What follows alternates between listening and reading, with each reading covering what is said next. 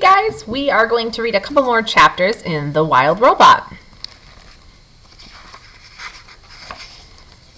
Chapter 7 is called The Wilderness. Animal sounds filled the forest, chirps and wing beats and rustlings in the underbrush.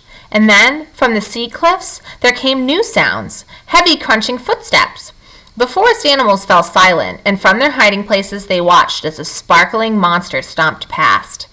But the forest was not a comfortable place for Roz. Jagged rocks and fallen trees and tangled underbrush made it difficult for her to walk. She stumbled along, struggling to keep her balance, until her foot snagged and she toppled over like a piece of timber. It wasn't a bad fall, no dings, no dents, just dirt. But when Roz was programmed to keep herself in good working order, and once she was back on her feet, she immediately began cleaning herself off. Her hands darted around her body, quickly brushing and picking off every speck of dirt. Only when the robot was sparkling again did she continue through the forest. Roz stumbled on until she found a patch of ground that was flat and open and carpeted with pine needles. It seemed like a safe place, and safety was all the robot really wanted, so she stood there motionless, all perfect lines and angles set against the irregular shapes of the wilderness. Chapter 8 is called The Pine Cones. If you stand in a forest long enough, eventually something will fall on you, and Roz had been standing in the forest long enough. A gentle wind whispered through the treetops, and then thunk, a pine cone bounced off her head.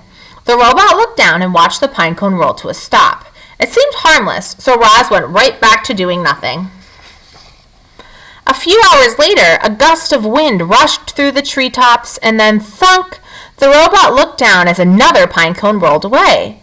And then, a few hours after that, a howling wind tore through the treetops. It bent trunks and shook branches, and then thunk, thunk, thunk, pine cones began raining down. Thunk, thunk. Roz felt something like annoyance. Thunk. She quickly scanned the area for somewhere safe from pine cones, and she spotted the perfect place when she looked up at a huge, rocky shape that towered above the forest. All right, chapter 9 is called The Mountain. Roz was now stomping her way up the mountain. Dense forest and rocky outcrops forced the robot to zig and zag and backtrack, but after an hour of steady hiking, she arrived at the craggy mountain peak. Grasses and flowers and shrubs sprouted from every pocket of soil, but there were no trees at the top. Roz was safe from those annoying pine cones. She dusted herself off and then carefully climbed up a leaning slab of stone to the very highest point of the entire mountain. The robot slowly turned her head completely around. She saw the ocean stretching to the horizon in every direction, and in that moment, Roz learned what you and I have known since the beginning of this story. In that moment, Roz finally realized that she was on an island. Roz looked down and surveyed the island. Starting from the sandy southern point, the island grew wider and greener and hillier until it finally jutted up into the rocky cone of the mountain. In some places, the mountain fell away, leaving sheer cliffs.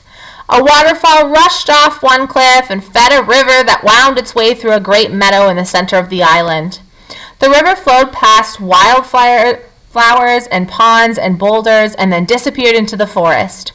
Blurry shapes suddenly cut through the robot's vision. She refocused her eyes and saw vultures circling above the foothills. Then she noticed lizards warming themselves on a distant rock. A badger peeking out from a cherry bush. A moose waded through a stream. A flock of sparrows turned in perfect unison above the trees. The island was teeming with life, and now it had a new kind of life. A strange kind of life. Artificial life. Chapter 10 is called The Reminder.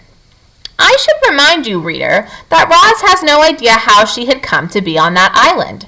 She didn't know that she'd been built in a factory and then stored in a warehouse before crossing the ocean on a cargo ship.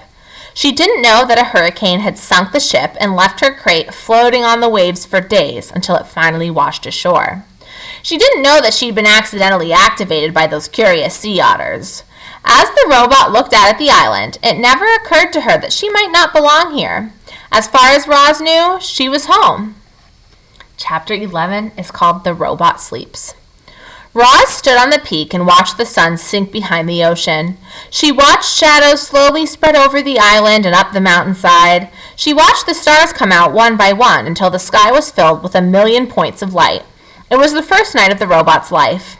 She activated her headlights, and suddenly bright shafts of light were beaming out from her eyes and illuminating the whole mountaintop. Too bright. She dimmed them. Then she turned them off and sat in darkness and listened to the chorus of nighttime chirps. After a while, our robot's computer brain decided it was a good time to conserve energy. So she sat and anchored her hands to the rocks. Her non-essential program switched off, and then, in her own way, the robot slept. Okay, last chapter. Chapter 12, The Storm. Roz felt safe up on the mountaintop. So she spent the next few days and nights perched on the peak. But everything changed one afternoon when a low-flying cloud crept up the mountain and Roz found herself surrounded by white. When the world faded back into view, she noticed more clouds floating south past the island. Then she heard a deep rumble behind her. The robot turned her head around and saw that the sky was filled with a swirling wall of darkness. Light flickered here and there, more deep rumbles. A storm was approaching, and it wasn't just any storm. It was as fierce as the one that had sent the cargo ship to the ocean floor. The wind picked up, and the first drops of rain tapped against the robot. It was time to go. Roz unclamped her hands and began sliding down the peak. Hot sparks flew from where her body scraped against the leaning slab of stone. As soon as her feet hit soil, she was off and running. The rain fell harder. The wind blew faster, the lightning flashed brighter, the thunder cracked louder. So much rainwater was falling that rushing rivers of runoff started springing up everywhere. Roz splashed down the mountain, searching through the gloom for any kind of shelter. But she should have watched where she was going. Her heavy feet slipped and tripped, and she tumbled right into a mudslide. Our robot was helpless. The river of mud whisked her downhill, slamming her into rocks and dragging her through bushes and sweeping her straight towards a cliff. Mud was pouring off the cliff like a waterfall.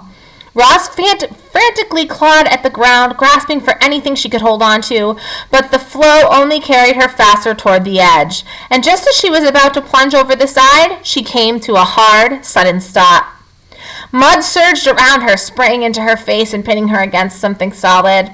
She blindly felt with her hands and recognized the thick roots and trunk of a pine tree.